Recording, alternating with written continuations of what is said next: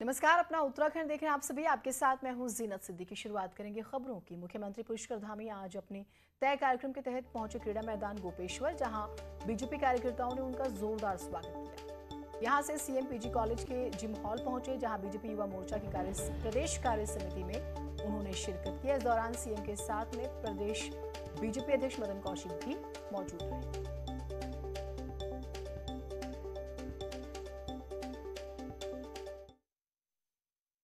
CM Dhami Dehradun के गोरखाली में दशहरे को लेकर आयोजित कार्यक्रम में भी शामिल हुए। कार्यक्रम में सैनिक कल्याण मंत्री गणेश जोशी भी थे। गोरखाली सभा पारंपरिक तरीके से दशहरा कार्यक्रम का आयोजन करती है, जिसमें सांस्कृतिक कार्यक्रम का भी आयोजन होता है। हमारा इन्होंने भारत की एकता के लिए, अखंडता के लिए विभिन्न सेक्टरों में रहकर अलग अलग तरीके से बहुत ही काम किया है और बड़ा अच्छा काम किया है। उन सभी को आज हम लोगों के हाथों सम्मानित किया और दशहरे का पर्व चूँकि बड़े धूमधाम से मनाया जाता है समाज के द्वारा, मैंने उसकी भी शुभकामनाएं दी हैं। और विभिन्न क्षेत्रों में जिन लोगों ने अच्छे काम किए हैं, किसी ने खेल के क्षेत्र में, पत्रकारिता के क्षेत्र में, और कुछ हमारी वीर नारियाँ हैं, कुछ सैनिक हैं, उन सभी को सम्मानित किया है। निश्चित रूप से उनको सम्मानित करके हम सब नार्थ होते हैं।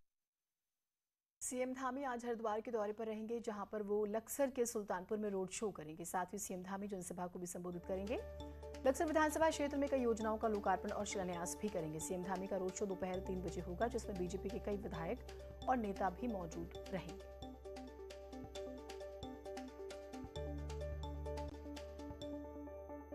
उत्तराखंड में पेट्रोल डीजल के बढ़ते दाम से लोग परेशान हैं। अब पहाड़ों पर भी पेट्रोल 100 रुपए के पार हो चुका है।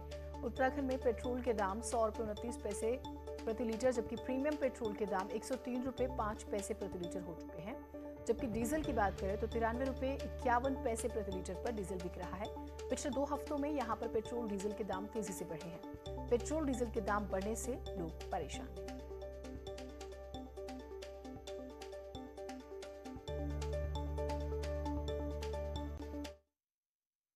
विधानसभा चुनाव के मौसम में कोटद्वार का सबसे अहम मुद्दा लालडांग चिल्लरखाल मार्ग को लेकर एक बार फिर से राजनीति गरमा रही है। सरकार की ओर से जहां सड़क के पक्कीकरण का काम शुरू करा दिया गया है, तो वहीं अब सड़क की गुणवत्ता पर विपक्ष ने सवाल खड़े कर दिए हैं। पूर्व कैबिनेट मंत्री सुरेंद्र सिंह नेगी ने सड़क के निर्माण को राजनीतिक स्टंट बताया। नेगी का आरोप है कि सिर्फ राजनीतिक फायदा लेने के चक्कर में सड़क पर डामरीकरण किया जा रहा है, जबकि सड़क की ना तो गुणवत्ता अच्छी है और ना ही सड़क की चौड़ाई पूरी है। के माध्यम से बन रही है। जो मोटर मार्ग वर्तमान में ये काला कर रहे हैं, जो कि राजनीतिक स्टंट के रूप में देखा जाना चाहिए। न तो इस पे गुणवत्ता है, न मानक के हिसाब से काम हो रहा है, और जो इसकी चौड़ाई हमारे टाइम पर थी, जिसके लिए पैसा स्वीकृत था, न उस चौड़ाई का पालन किया जा रहा है। तो स्वाभाविक रूप से ये सिर्फ और सिर्फ पैसे का दुरुपयोग किया जा रहा है। चिकित्सा शिक्षा मंत्री धन सिंह रावत राजकीय मेडिकल कॉलेज श्रीनगर के छात्रों की समस्याओं सुनने के लिए जनसंवाद कार्यक्रम में शामिल हुए, जिसमें छात्रों ने मंत्री धन सिंह रावत को अपनी समस्याएं बताई हैं और सुझाव भी दिए। इस दौरान धन सिंह रावत ने छात्रों के साथ मेस में खाना भी खाया और छात्रों की समस्याओं के समाधान का भरोसा भी दिया। और मैंने आज ही निर्णय किया है कि पानी की भी समस्या उनकी दूर की जाएगी, खेल की जितनी सामग्री उनको चाहिए वो दी जाएगी, लाइब्रेरी का भी वो समय बढ़ाना चाहते हैं। तो मैंने उनको कहा कि हम 14 घंटे पुस्तकालय खुला रखेंगे। MBBS के छात्र छात्रा जितने हमारे मेडिकल कॉलेज हैं, उनके भी 2 प्रोग्राम जो है पूरे राज्य स्तर पे करने वाला हूँ। अल्मोड़ा जिले में पहली बार UPSC की परीक्षा आयोजित की जा रही है। जिले में 5 केंद्रों पर 694 जो अभ्यर्थी हैं वो परीक्षा दे रहे हैं। प्रशासन ने सुरक्षा के पुख्ता इंतजाम किए हुए हैं। पहली बार परीक्षा जिले में होने से अभ्यर्थियों को काफी राहत मिली है। इससे पहले छात्रों को दून या फिर दिल्ली जाना पड़ता है। सर, ये काफ़ी सुविधा हो गई पहाड़ के लोगों के लिए और आसपास के क्षेत्र के विद्यार्थियों के लिए। पहले कहाँ जाना पड़ता था? पहले देहरादून और दिल्ली।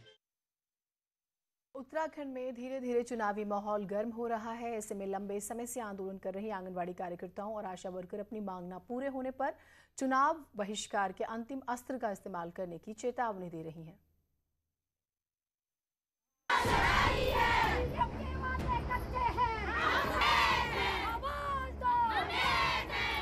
चंपावत में मानदेय बढ़ाने को लेकर आंगनबाड़ी कार्यकर्ता 1 अक्टूबर से कार्य बहिष्कार पर हैं। 1 सूत्री मांगों को लेकर आंदोलन कर रही इन आंगनबाड़ी कार्यकर्ताओं ने अब चुनाव बहिष्कार की चेतावनी दी है। सर, चुनाव को लेकर हमने ये फैसला लिया है कि पहले तो हम सरकार से उम्मीद लगाए बैठे हैं। अगर सरकार हमारी उम्मीदों पे खरी नहीं उतरती है या हमें उचित सम्मानजनक मानदेय नहीं मिलता है तो उसके बाद जो है हम चुनाव का भी बहिष्कार करेंगे। वहीं अगस्त और सितंबर में 1 महीने के कार्य बहिष्कार के बाद आशा वर्कर को सरकार ने आश्वासन दिया था, जिसके बाद वे काम पर लौट आई थी। लेकिन 1 महीने बाद मांगे पूरी नहीं होने पर फिर से धरना प्रदर्शन शुरू कर दिया है और आंगनबाड़ी कार्यकर्ताओं की तरह ही उन्होंने भी चुनाव बहिष्कार की चेतावनी दी है। हम चाहते हैं कि हमारी मांगे पूरी हो, लेकिन हमारी मांगे पूरी नहीं हुई तो हम लोग जो है तो अब चुनाव का टाइम आ रहा, हम चुनाव का बहिष्कार करेंगे। हमारे पास और कोई मुद्दा नहीं बचा है, हम जो है तो अब चुनाव का बहिष्कार करेंगे। हम कोई आशाएं वोट नहीं देंगे। सर, हम जिले भर की चंपावत जिले की 350 आशाएं बैठी हैं। अगर हमारी मांगे पूरी नहीं होती हैं तो हम चुनाव का कार्य बहिष्कार करेंगे। चुनाव में जब कुछ ही महीने बचे हों, ऐसे में आंदोलनकारी भी सरकार पर दबाव बनाने की रणनीति पर काम कर रहे हैं। अब देखना होगा कि सरकार क्या इनकी मांगों को पूरा करती है। कमलेश भट्ट, न्यूज़ 18 चंपावत। टिहरी में कोटेश्वर डैम के पुलिंग स्टेशन ठेकेदारों को पेमेंट की मांग को लेकर धरना प्रदर्शन जारी है और पेमेंट नहीं होने पर पावर ग्रिड की बिजली सप्लाई बंद करने की चेतावनी दी गई है। ठेकेदारों का कहना है कि पावर ग्रिड निर्माण में लगी कोस्टल कंपनी द्वारा उनसे करीब 1.5 करोड़ का रॉ मटेरियल लिया गया था। कुछ पेमेंट देने के बाद पूरा पेमेंट बाद में देने की बात कही। काम पूरा हो गया लेकिन पेमेंट अभी भी नहीं की गई। बिंदु हमारे सामने रखे गए हैं, उन पर तो हमें बिल्कुल भी कोई भी शर्त उनकी मंजूर नहीं है, इसलिए हमारा धरना प्रदर्शन आगे भी जारी रहेगा। और उग्र करेंगे?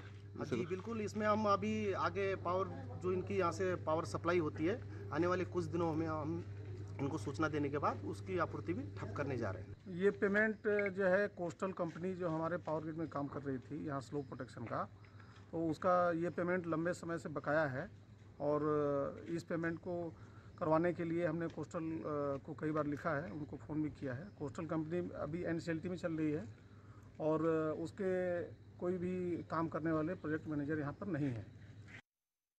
रुड़की में सूडान से भारत लौटा आईआईटी का छात्र कोरोना संक्रमित पाए जाने से हड़कंप मच गया है। छात्र 28 सितंबर को सूडान से भारत आया था। आरटीपीसीआर में कोरोना पॉजिटिव पाया गया, जिसके बाद उसे क्वारंटीन किया गया। उसके संपर्क में आए छात्रों की भी पहचान अब की जा रही है।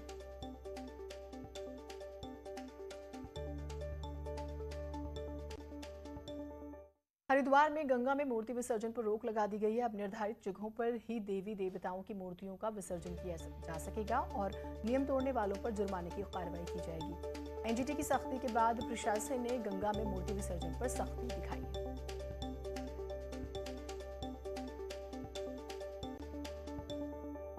संघ प्रमुख मोहन भागवत हल्द्वानी के 3 दिन के दौरे पर हैं। दौरे के दूसरे दिन आज मोहन भागवत संघ कार्यकर्ताओं को संबोधित करेंगे। प्रबोधन कार्यक्रम जो है बेहद ही महत्वपूर्ण है, जबकि 11 अक्टूबर को संघ प्रमुख हल्द्वानी से वापस लौट जाएंगे। इंटरनेट और टीवी के दौर में भी पारंपरिक रामलीला के मंचन में कोई कमी नहीं आई है। नैनीताल में पहाड़ों की वादियों में कोरोना काल के बाद एक बार फिर से रामलीलाओं का आयोजन हो रहा है। स्पेशल रिपोर्ट देखें आप।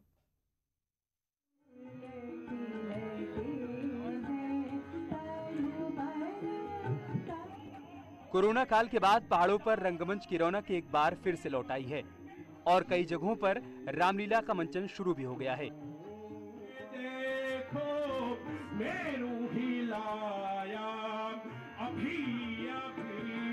नैनीताल में भी रामलीला का भव्य आयोजन हो रहा है, जिसमें साहित्य, कला और संगीत के संगम के साथ साथ अवधी भाषा के छंद और राग रागनियों को पेश किया जा रहा है। दानव इंद्र कुबेर वरुण इन बाहों से थर्राया है। सूरज भी मेरी भ्रकुटी पर पूरब से पश्चिम जाता है और पवन देव भी मर्जी पर ठंडाता और गर्माता है। मुस्सा पंडित मुस्सा योद्धा त्रिभुवन में और न दूजा है। अपने शीशों को काट काट शंकर को मैंने पूजा है। कोरोना काल के बाद आयोजित हो रहे रामलीला के मंचन से कलाकारों में उत्साह देखने को मिल रहा है और दर्शकों में भी जोश दिखा जा रहा है।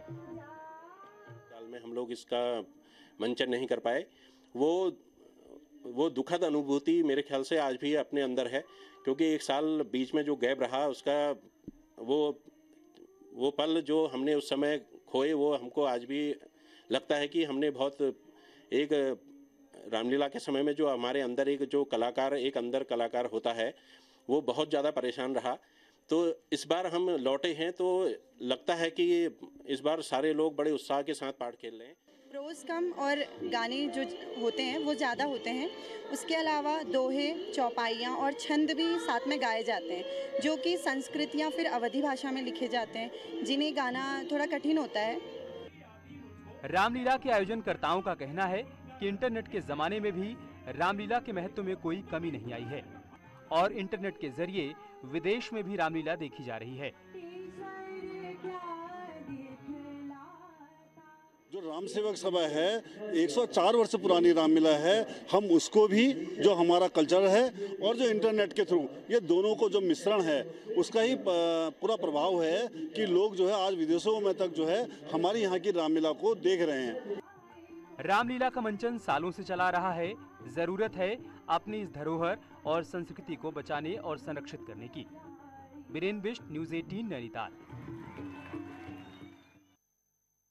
121 साल से लोहाघाट रामलीला मैदान की बात करें, मंचन हो रही है। यहाँ पर काली कुमाऊं की प्रसिद्ध रामलीला को देखने बड़ी संख्या में दर्शक आते हैं। हालांकि पिछले साल कोविड की वजह से रामलीला का मंचन नहीं किया गया था। इस बार प्रशासन ने सशर्त रामलीला आयोजन की इजाजत दी है। रामलीला आयोजन इस पर खुश हैं। वहीं रामलीला की अगर पात्रों की बात करें तो वो भी बहुत खुश हैं।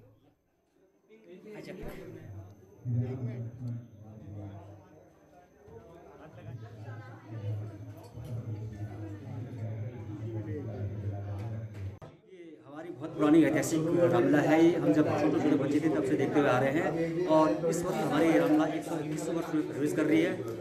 गत वर्ष कोविड की वजह से हम इस रामलीला का मंचन नहीं कर पाए हैं। इस बार बड़े उत्साह से हम इस रामलीला को यहाँ पर मंचन किया जा रहा है। काली कुमाऊं की इस प्रसिद्ध रामलीला में मुझे लक्ष्मण का किरदार करने को मिला। बहुत खुशी हो रही है। 1 साल बाद हम ये किरदार वापस अपना रहे हैं। जो सब 1 साल बाद हमारे यहाँ रामलीला हो रही है, बहुत अच्छा लग रहा है। चमोली जिले में स्थित प्रसिद्ध धार्मिक स्थल श्री हेमकुंड साहिब गुरुद्वारे के कपाट आज बंद हो जाएंगे। करीब 6 महीने बाद ही श्रद्धालु गुरुद्वारे के दर्शन कर पाएंगे। आज संगतों ने गुरुद्वारे के दर्शन किए। दर्शन के बाद हेमकुंड साहिब के कपाट आज बंद होंगे।